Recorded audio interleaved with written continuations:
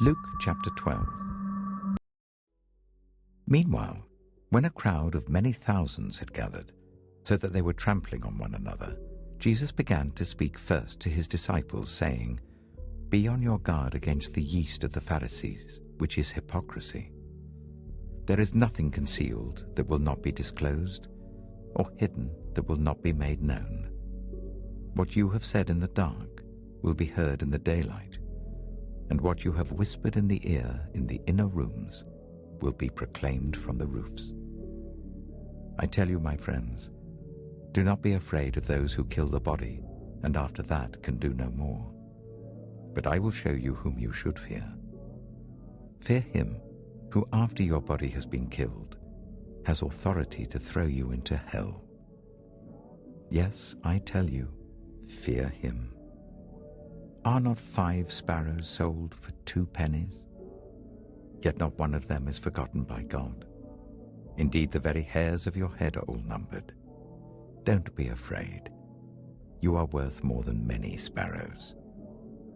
I tell you, whoever publicly acknowledges me before others, the Son of Man will also acknowledge before the angels of God. But whoever disowns me before others will be disowned before the angels of God. And everyone who speaks a word against the Son of Man will be forgiven, but anyone who blasphemes against the Holy Spirit will not be forgiven. When you are brought before synagogues, rulers, and authorities, do not worry about how you will defend yourselves or what you will say, for the Holy Spirit will teach you at that time what you should say." Someone in the crowd said to him, "Teacher, tell my brother to divide the inheritance with me." Jesus replied, "Man, who appointed me a judge or an arbiter between you?" Then he said to them, "Watch out. Be on your guard against all kinds of greed. Life does not consist in an abundance of possessions." And he told them this parable. The ground of a certain rich man yielded an abundant harvest. He thought to himself, "What shall I do? I have no place to store my crops." Then he said, "This is what I'll do. I will tear down my barns and build bigger ones, and there I will store my surplus grain. And I'll say to myself, you have plenty of grain laid up for many years. Take life easy. Eat, drink, and be merry." But God said to him, "You fool. This very night your life will be demanded from you. Then who will get what you have prepared for yourself? This is how it will be with whoever stores up things for themselves, but is not rich towards God." Then Jesus said to his disciples, "Therefore I tell you, do not worry about your life, what you will eat, or about your body, what you will wear. For life is more than food, and the body more than clothes. Consider the ravens. They do not sow or reap. They have no storeroom or barn, yet God feeds them. And how much more valuable you are than birds. Who of you, by worrying, can add a single hour to your life? Since you cannot do this very little thing, why do you worry about the rest? Consider how the wild flowers grow. They do not labor or spin. Yet I tell you, not even Solomon in all his splendor was dressed like one of these. If that is how God clothes the grass of the field, which is here today and tomorrow is thrown into the fire, how much more will he clothe you, you of little faith? And do not set your heart on what you will eat or drink. Do not worry about it, for the pagan world runs after all such things, and your Father knows that you need them. But seek his kingdom, and these things will be given to you as well.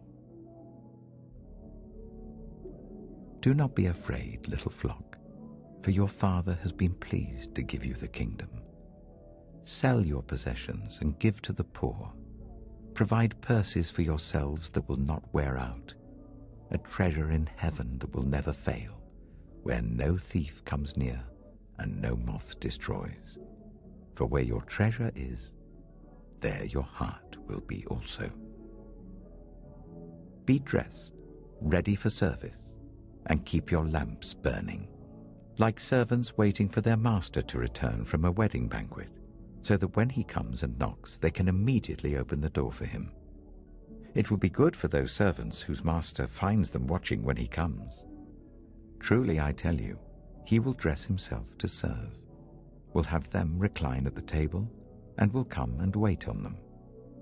It will be good for those servants whose master finds them ready, even if he comes in the middle of the night or toward daybreak. But understand this: if the owner of the house had known at what hour the thief was coming, he would not have let his house be broken into. You also must be ready, because the Son of Man will come at an hour when you do not expect him. Peter asked, "Lord, are you telling this parable to us or to everyone?" The Lord answered, "Who then is the faithful and wise manager, whom the master puts in charge of his servants to give them their food allowance at the proper time? It will be good for that servant whom the master finds doing so when he returns. Truly I tell you, he will put him in charge of all his possessions. But suppose the servant says to himself, 'My master is taking a long time in coming,' and he then begins to beat the other servants, both men and women, and to eat and drink and get drunk. The master of that servant will come on a day when he does not expect him, and at an hour he is not aware of. He will cut him to pieces and assign him a place with the unbelievers.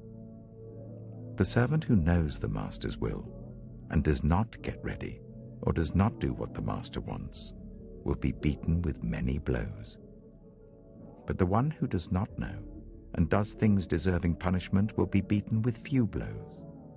From everyone who has been given much, much will be demanded, and from the one who has been entrusted with much, much more will be asked.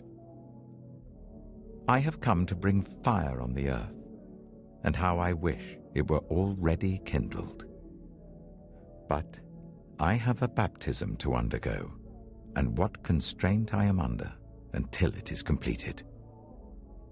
Do you think I came to bring peace on earth? No, I tell you, but division. From now on there will be 5 in one family divided against each other, 3 against 2 and 2 against 3. They will be divided, father against son and son against father, mother against daughter and daughter against mother, mother-in-law against daughter-in-law, and daughter-in-law against mother-in-law." He said to the crowd, "When you see a cloud rising in the west, immediately you say, 'It's going to rain,' and it does. And when the south wind blows, you say, 'It's going to be hot,' and it is. Hypocrites, you know how to interpret the appearance of the earth and the sky. How is it that you don't know how to interpret this present time? Why don't you judge for yourselves what is right? As you are going with your adversary to the magistrate, try hard to be reconciled on the way, or your adversary may drag you off to the judge, and the judge turn you over to the officer, and the officer throw you into prison. I tell you, you will not get out until you have paid the last penny."